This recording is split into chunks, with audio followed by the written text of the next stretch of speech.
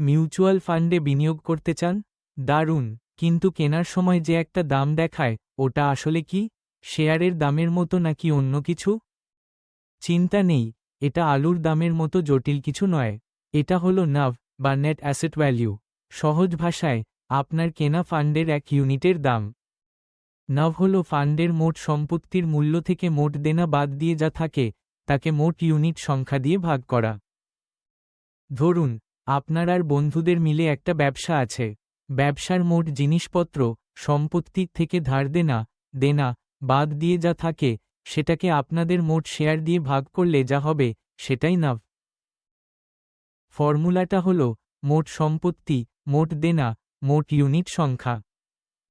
ফান্ডের হাতে থাকা সব শেয়ার, বন্ড, ক্যাশ, এগুলো হলো সম্পত্তি। আর ফান্ডের খরচ বা অন্য কোনো দায় থাকলে সেটা দেনা। জানেন কি, নাভ কিন্তু প্রতিদিন বদলায়, কারণ ফান্ডের ভেতরের শেয়ার বা বন্ডের দাম রোজ ওঠানামা করে। আর মজার ব্যাপার হলো, এই হিসাবটা ফান্ড ম্যানেজাররা রোজ করে ওয়েবসাইটে দিয়ে দেন। আপনার কষ্ট করে হিসাব করতে হবে না। সুতরাং, পরের বার যখন মিউচুয়াল ফান্ডের নাভ দেখবেন, বুঝবেন এটা আসলে ফান্ডের ভেতরের আসল দামের একটা হিসাব।